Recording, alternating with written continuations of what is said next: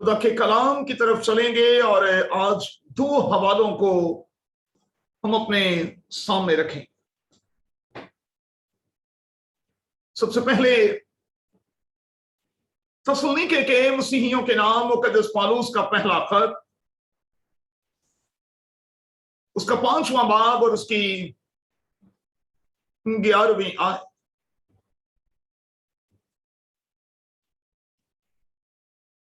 थिस्सलुनीके के मसीहियों के नाम मुकद्दस पौलुस का पहला खत, उसका 5वां बाब और उसकी 11वीं आयत।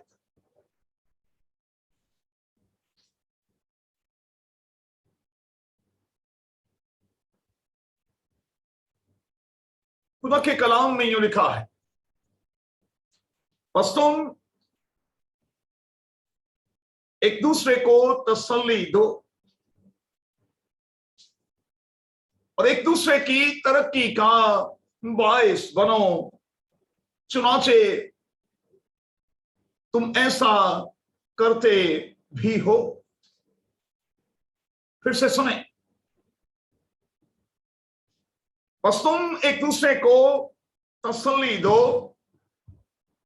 और एक दूसरे की तरक्की का बायस बनो, चुनाचे तुम ऐसा करते भी हो। इसके साथ ही हम देखें पतरस का पहला आम खत, उसका 4था बाब और उसकी 8वीं आयत। पतरस का पहला आम खत, उसका 4था बाब और उसकी 8वीं आयत।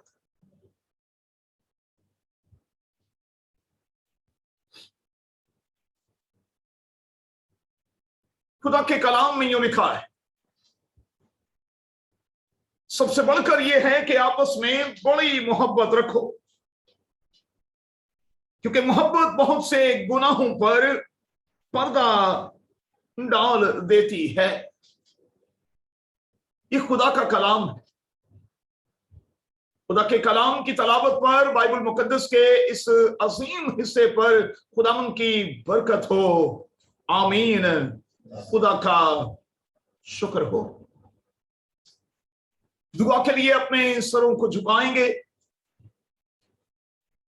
और मैं बेटे शमाउन से गुजारिश करूंगा जो शारजा से हैं कि आज के कलाम के लिए, आज के पैगाम के लिए खुदावन से दुआ करें और दुआ करें कि आज का कलाम हम में से एक एक के लिए, तमाम सुनने वालों के लिए बरकत का बायस बन जाए। बेटे शमाउन के साथ मिलकर हम खुदावन से दुआ करें।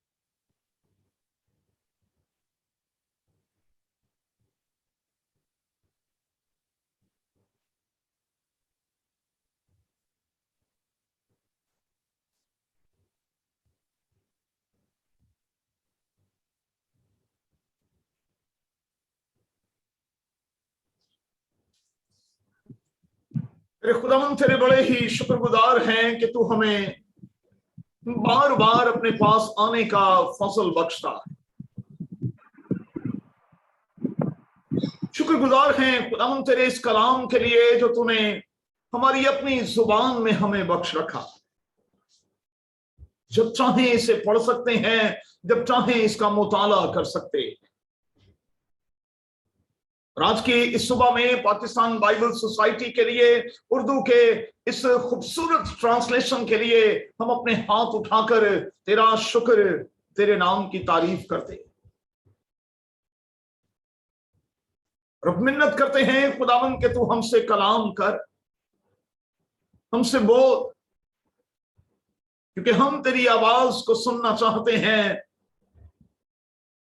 हम तेरे मुंह की बातों पर गौर करना चाहते, तेरे कलाम की गहराइयों में उतरना चाहते हैं और तेरे कलाम के इल्म में एक कदम और आगे बढ़ना चाहते।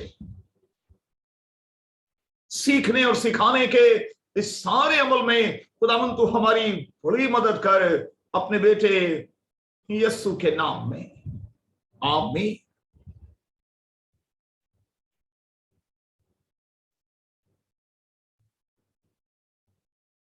आज की इस इबादत में हमने कम से कम 2 हवालों को अपने सामने रखा।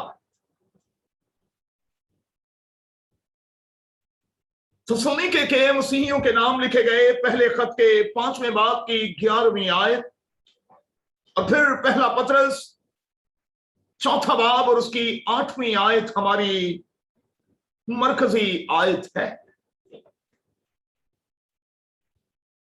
आइए इन दोनों हवालों को सामने रखते हुए हम खुदा के कलाम की तरफ चलें और खुदा के कलाम के इल्म में एक कदम और आगे बढ़ें। आज के लिए हमारा मजमून है create perfect relationship. Create perfect relationship. Urdu जुबान में कामिल ताल्लुकात कायम करना, कामिल परफेक्ट किस्म के ताल्लुकात को कायम करना। बाकी कलाम के जितने तालिब इल्म खुदा की आवाज को सुन रहे हैं वो जानते हैं कि पुराने अहदनामा में मुकद्दस मूसा की मारिफत,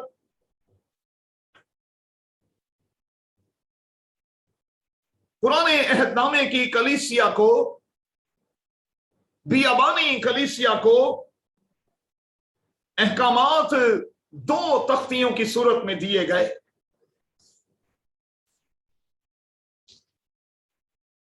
हम जानते हैं कि एक तख्ती पर 4 हुक्म और फिर दूसरी तख्ती पर 6 हुक्म कंदा थे। इन दोनों तख्तियों को देते हुए खुदा अपने लोगों से ये तकाजा कर रहा था कि वो उसके साथ अपने ताल्लुकात में सीधे सीधे हों और फिर मुआशरे में रहते हुए वो ताल्लुकात में एक दूसरे के साथ भी सीधे सीधे हों। गोया कि बाइबल का खुदा दोनों तख्तियों को देकर, 10 कमांडमेंट्स को देकर अपने लोगों से ये तकाजा कर रहा था कि वो कामिल हों, मुकम्मल हों, सालिम हों और वक्त के साथ साथ मिचोर होते और फिर होते और फिर होते चले जाएं।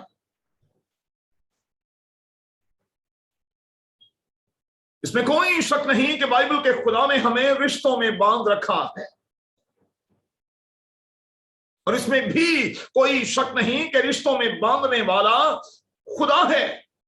अदम से इसका आगाज हुआ और फिर जो जो जिंदगी का सिलसिला बढ़ता और बढ़ता चला गया, वैसे वैसे रिश्ते बढ़ते और फिर बढ़ते और फिर बढ़ते चले गए।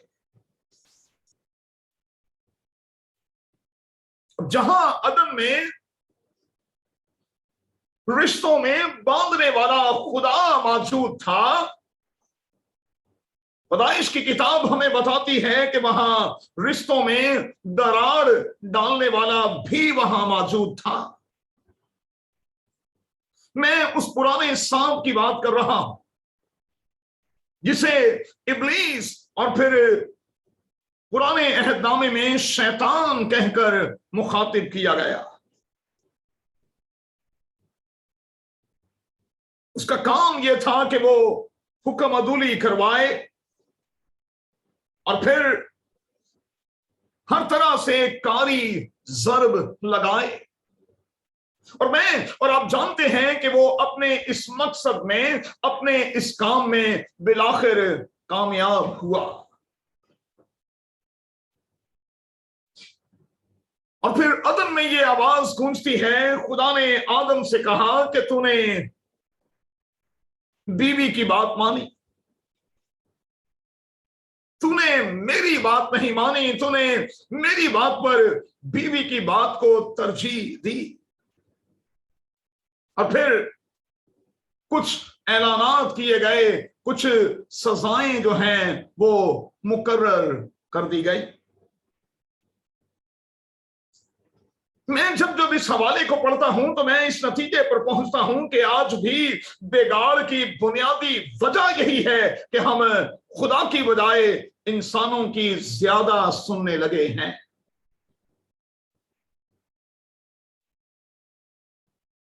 हम खुदा की बजाय इंसानों की ज्यादा सुनने और मानने लगे हैं। और इसकी एक और सूरत यह भी है कि कई बार हम खुदा की भी नहीं सुनते और अपने बड़ों और बुजुर्गों की भी नहीं सुनते। जहां तक मैंने इन 37 सालों में बाइबल मुकद्दस को पढ़ा है, बाइबल मुकद्दस इसी बात पर बेस्ड है कि हमें सुनना है, सुनना है। और ये वो बात है जो इंसान की किताब में, जो वाइज की किताब में बार बार मुझे और आपको कही गई है कि हमें सुनना है।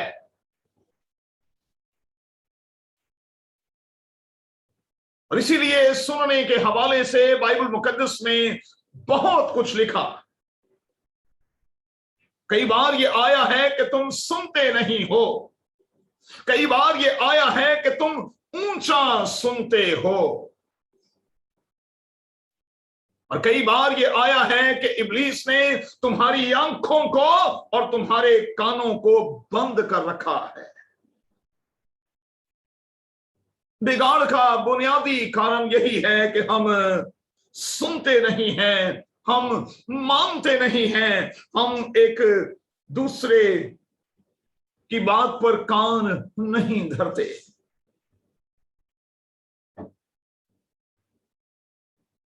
ताल्लुकात कब खराब होते हैं? जब हम अपनी हद को क्रॉस करते हैं, जब हम खुदा के हवाले से और इंसानों के हवाले से अपनी हद से तजावुज करते। एक बुनियादी बात को प्यारे बच्चों नोट कर छोड़ें। ट्रस्ट किसी भी ताल्लुक की बुनियादी इकाई है। और कहा जाता है कि ट्रस्ट गया गोया के रिश्ता गया।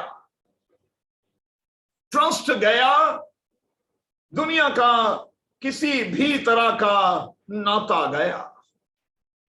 ट्रस्ट जो है ये बुनियादी इकाई है और हमें इस पर काम करना होगा कि किसी भी सूरत में खुदा के हवाले से और एक दूसरे के हवाले से ये ट्रस्ट कभी ना टूटे।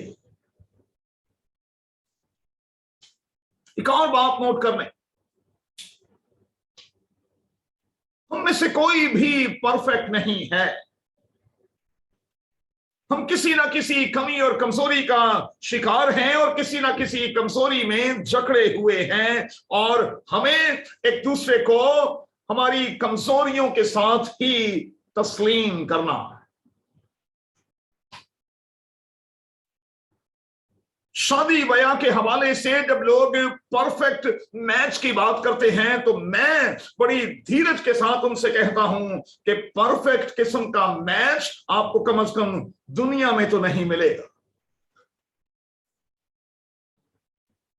क्योंकि दुनिया का एक कोई एक शख्स भी कामिल नहीं है, वो आपके जैसे नहीं है, वो आपके जैसे हो नहीं सकता, क्योंकि खुदा ने हर शख्स को अलग बनाया। हर शख्स की जिंदगी अलग है, उसका किरदार अलग है, उसकी जिंदगी की स्टोरी जो है वो अलग है, उसका मिजाज अलग है, उसकी आदत अलग है। सो परफेक्ट मैच के चक्कर में पड़े हुए अपने बच्चों को खुदा के लिए बूढ़ा ना करें, वक्त पर उनकी शादियां करें ताकि वो अपनी जिम्मेदारियों को वक्त से निभाना शुरू कर सकें। और मैं यहां जोर देकर यह कहूंगा कि खामखा की तवक्कुआत जो हैं, एक्सपेक्टेशंस जो हैं, मेहरबानी से उनसे भी अपने आप को दूर रखें, बचाए रखें। ये खामखा की अंधी एक्सपेक्टेशंस हमेशा नुकसान देती हैं। मिसाल के तौर पर गर्मी में सर्दी की तवक्को करना, शाम के वक्त में सुबह की तवक्को करना, अच्छे में बुरे की और बुरे में अच्छे की तवक्को करना। जो जैसा है वो वैसा ही चलेगा और हमें उसको वैसा ही कबूल करना होगा। खामखा की तवक्कुआत जो हैं, मेहरबानी से उनसे बचने की कोशिश और फिर कोशिश करते रहें, क्योंकि ये खामखा की तवक्कुआत जो हैं वो कई बार रिश्तों को खराब करती है। एक और बात नोट करें, मेहरबानी से रिश्तों को वैल्यू दें, बातों को नहीं। इंसान अहम है, बातें अहम नहीं। रिश्ते अहम हैं, बातें अहम नहीं। और इसकी बेहतरीन मिसाल हमें यूसुफ की जिंदगी के हवाले से मिलती। उसने गुजरी बातों पर ध्यान नहीं रखा, वो आगे बढ़ गया, जिंदगी में आगे बढ़ गया और उसने कुछ भी याद नहीं रखा। अगरचे कि उसे याद है कि उसके अपनों ने उसके साथ क्या किया है, लेकिन वो जताता नहीं है, बल्कि अपनों से मुलाकात के बाद वो कहता है मुझसे मत डरो, क्योंकि तुमने तो मुझसे बदी का कसद किया था, लेकिन खुदा ने उसी बदी को नेकी और अच्छाई में तब्दील कर दिया। यूसुफ बाइबल मुकद्दस का एक ऐसा किरदार है जो रिश्तों को वैल्यू देने वाला, और वो अपने भाइयों से कहता है कि तुमने मेरे साथ अच्छा सलूक नहीं किया था, लेकिन मैं वादा करता हूं कि मैं तुम्हारी भी और तुम्हारे बच्चों की भी पालना करता रहूंगा। इसलिए कि मेरी नजर में रिश्ते जो हैं वो बड़े अहम हैं। रिश्ते जो हैं वो बड़े ही अहम हैं।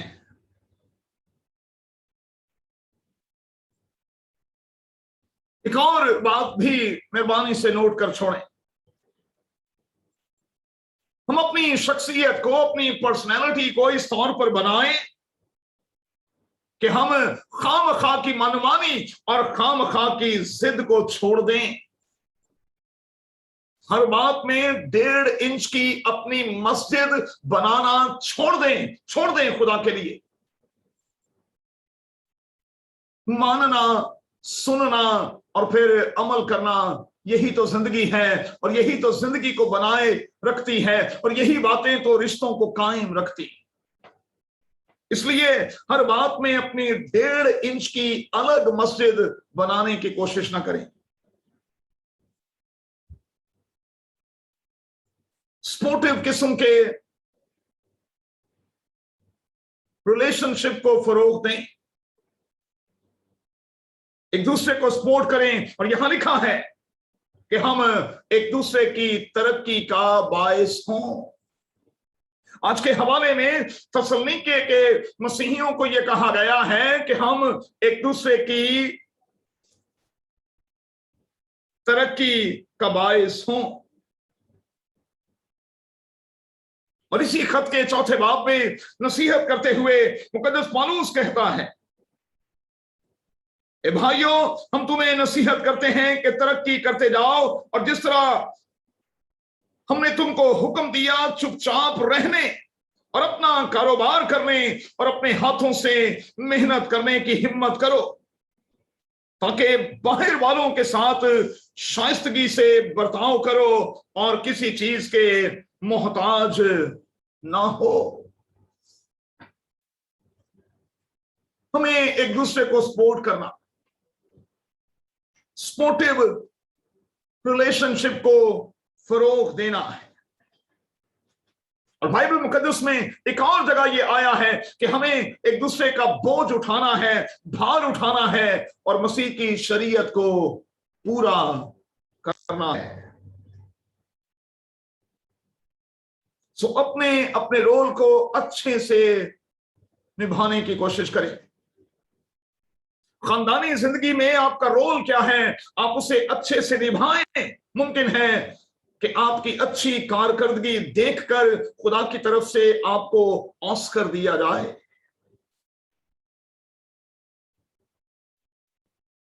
एक और बात मेहरबानी से नोट करें, हम खुदा के कलाम का पूरे तौर पर मुताला करें तो हम इसी नतीजे पर पहुंचते हैं कि सारी शरीयत का खुलासा इसी मरकजी बात पर है कि हम एक दूसरे से मोहब्बत रखें। लिखा है, सबसे बढ़कर यह है कि आपस में बड़ी मोहब्बत रखो, क्योंकि मोहब्बत बहुत से गुनाहों पर पर्दा डाल देती है। सबसे बढ़कर यह है कि आपस में बड़ी मोहब्बत रखो, बहुत ज्यादा मोहब्बत रखो, एक दूसरे को प्यार करो, और फिर इसी प्यार में गुनाहों पर, कमियों और कमजोरियों पर पर्दा डालने की कोशिश करते और करते रहो। अच्छा है कि हम कभी मोहब्बत को मरने ना दें, अच्छा है कि हम इसे हमेशा जिंदा रखें और कुछ ऐसा करते रहें कि हम मोहब्बत में बढ़ते बढ़ते और बढ़ते चले जाएं। क्या लिखा है पहले ग्रंथियों के 13वें बाब में, अगर मैं आदमी और फरिश्तों की जुबानें बोलूं, मेरे पास दुनिया भर का इल्म हो, मैं दुनिया के तमाम शोबों में कितनी भी महारत क्यों ना रखता हूं, अगर मैं मोहब्बत नहीं रखता तो कहां मैं ठनठनाता पीतल और झुनझुनाती झांझ हूं। मोहब्बत ही सब कुछ है। और आखिर में मैं कहूंगा कि अपने हर रिश्ते को खुदा और उसकी कलीसिया के तनाजुर में, खुदावंद यीशु मसीह और उसकी दुल्हन के तनाजुर में देखने की कोशिश किया करें। और जब जब मैं और आप ऐसा करेंगे, हालात खराब नहीं होंगे, रिश्ते खराब नहीं होंगे, रिश्ते कमजोर नहीं होंगे, और रिश्ते वक्त के साथ साथ डेड नहीं होंगे। फिर आइए आज कम से कम 3 बातें अपने सामने रखें। आज के लिए पहली बात,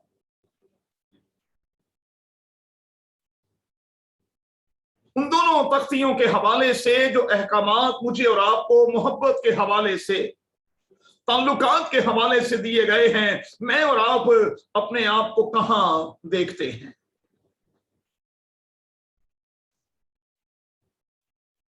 आज की दूसरी बात, हम कितना सुनते हैं, कैसे सुनते हैं, और जो सुनते हैं उस पर कितना अमल करते। क्योंकि मैंने इस पैगाम के दौरान कहा कि बात सुनने पर खत्म होती। तीसरी और आखिरी बात, कहां तक हम एक दूसरे को सपोर्ट करते हैं, कहां तक इस बात का दावा कर सकते हैं कि हम एक दूसरे के साथ बड़ी मोहब्बत करते हैं, और कहां तक ये समझते हैं कि आपकी मोहब्बत दिन ब दिन खुदावंद यीशु मसीह में बढ़ती बढ़ती और बढ़ती चली जा रही है।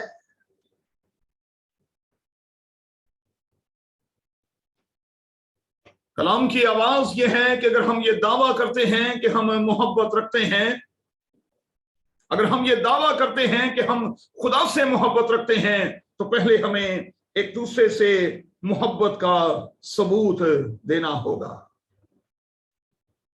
क्या मैं और आप इसके लिए तैयार हैं? आइए अपनी आंखों को बंद करें, अपने सरों को झुकाएं, अपने आप को चेक करें।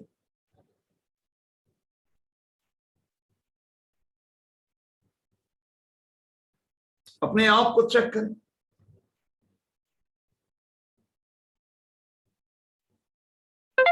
करें मेरे और आपके ताल्लुकात कैसे, हम रिश्तों के हवाले से मोहब्बत के किस लेवल पर हैं, कितने फीसद एक दूसरे की सुनते हैं और उस पर अमल करते। हम सबसे पहले किसकी सुनते और कितने फीसद उस पर अमल करते।